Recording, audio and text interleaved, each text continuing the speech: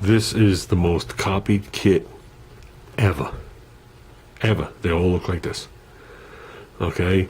Some of them might shine a little bit more, but whatever it is. Okay, this one says Mac. I don't know if you could see it, but that label on the bottom is on top of another label. So who made this, I'm not sure. And I'm sure once I peel it off, it wouldn't say anyway. Let's just assume it's a Mac, even though it's not. It doesn't say Mac anywhere on it. But this is a standard double flat tool, whether it's made by Harbor Freight, Sears, Mac, Snap-on, or whatever it is. This is what you used to get. Okay, one end has the taper on it, one end is flat. Okay, this one has a swing end like that.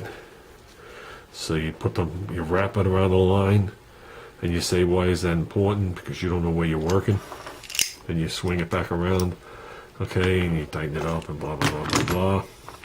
And the reason I'm not getting into details, I'm going to show you the other one. This hooks around it, and you got that same, where are we? Same tool with the nipple and then the pre-shape in there. That's the first thing you squeeze down into the line. That's where the tool sits. Then you pull that out. Remember that cone piece? It's pre-built onto this one. And you're done. And you do that all with your hands. And this tool goes up to 1/2 inch.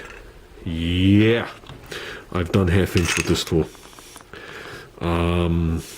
Guaranteed when you're done, your thumbs will not be working anymore for a long time. Okay, I've done 3/8 stainless with this tool. Yeah, that's another one. But this tool, we were using this tool when that little thing broke. The little nipple broke off. So let's get past this one, because that's not the one we're using. We're using this one. This one says Matco on it, double flat tool set.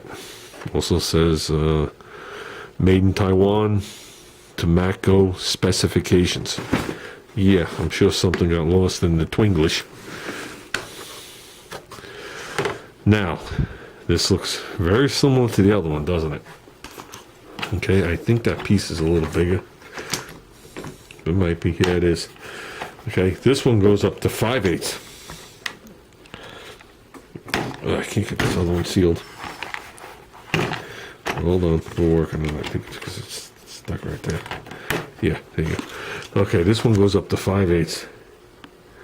But it's funny, the things here only go up to 1/2 inch. So, let's see, 1, 2, 3, 4, 5, 6, 7, 6. So they don't give you one for 5/8. Unless it's hidden somewhere, then I'm gonna work. But eyes don't see it. The difference between this one and that one is, this one doesn't have a swing end. Okay, yeah, it doesn't have the swing thing. And this tool goes on a little different. Let's give you a little proper room, and then we'll get into some line bending. This one here, when you're holding the tool, the other one, you had to put it on and go like this, and that's how it held on. But this one, you just put it straight on, and yet it's out too far, because I used it yesterday. And this one, you just turn it to the side, and it locks it. See? And you go like that. So I like that better. This tool definitely worked better than my other one. And my other one I've been using for, what, 32 years. Okay, now this one, same deal. We're going to do a 3/16 line. So you don't got to open it up too much. We find the piece here. I'm going to put this on pause and shorten the line. Okay, this tool, just like the other tool, we have to set the depth of how far this sticks out. If you look at this piece has multiple shoulders on it. This fat one at the bottom, oh, we got a pointer. This fat one at the bottom is your depth. This is just part of the tool. It's recessed in there, and then it's got the nipple sticking out the, well, this one, it's a little mutilated on the end, for argument's sake, right there. Okay, so basically what you have to do on this tool is They all have their little pains in the asses when you're stuck under a car, let me tell you. I don't know how I'm going to be able to do this. Hold it and show you. Maybe if I find the piece. And that collet piece is different thicknesses depending on the tube, as you can see.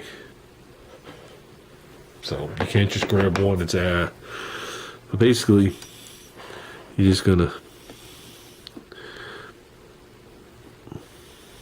set it to the correct height. Like I said, the closer you get it, the better. I'm just gonna snug these wing nuts. So, and before I tighten them. See, now the line's not gonna move on me. You also have to make sure that these things are sitting flat. They will walk. And I think they're off right now. They're definitely off. Probably the way it gripped the line. Yeah, it's definitely the way it gripped the line. You got to make sure that these things are sitting flush. If they are not, you will have a bent flat to one side. Okay, this line, now that I did that, has to come out just a hair. Let me tell you something. You do a bunch of these, you get familiar with the tool. Like this tool, I've only used once. This isn't my tool. I'm going to use this because mine broke. Flush. Give it a little snug for now. I say that's good. Supposed to be able to put something in here like a screwdriver or whatever it is. Or actually the end of this. And you just go like this. Okay, same thing. Do it till the ends touch. Without getting your fingers pinched in there. Okay, you could see the tool has bowed in the center, but that is not going nowhere. This is good. Then you take this piece, you turn it around, put the little thing in there. Okay, gotta make sure this is out. Okay, we are gonna slip this thing over. Like I said, I'm doing this in angles that are uncomfortable to me because of the camera shot. Now I'm just gonna do this till everything touches. And everything is touching. Whoops, and I moved it. With that, okay, to me it already appears crooked, but to that I'm gonna look around, make sure everything's good, and I'm gonna give it a shot, see how it works out. Here's where it starts to hurt your hands. Do a bunch of these in a row. And you'll see what I'm talking about. Okay. You can see it's bottomed out. Right? So with that, let's back it off. As Norton would say, zip, zip. Zip, zip, zip, zip, zip, zip. Okay, you take that out. And I guess that looks okay. It looks wider than this one. That I could tell you. I think the hydraulic one so far of all the three I've used has done the best job. Okay, now I'm going to put this thing back on. You could also use, some people will use a little dot of lubricant. Just be careful what you use, because you don't, if you get it inside the line, you don't want to contaminate. I've used brake fluid. Make sure it's floating in there first and centered, like not pushed off to one side. Right, and then I'm just gonna go like this. And this one I can actually watch. Now to me, I think that's enough force on it. Yeah.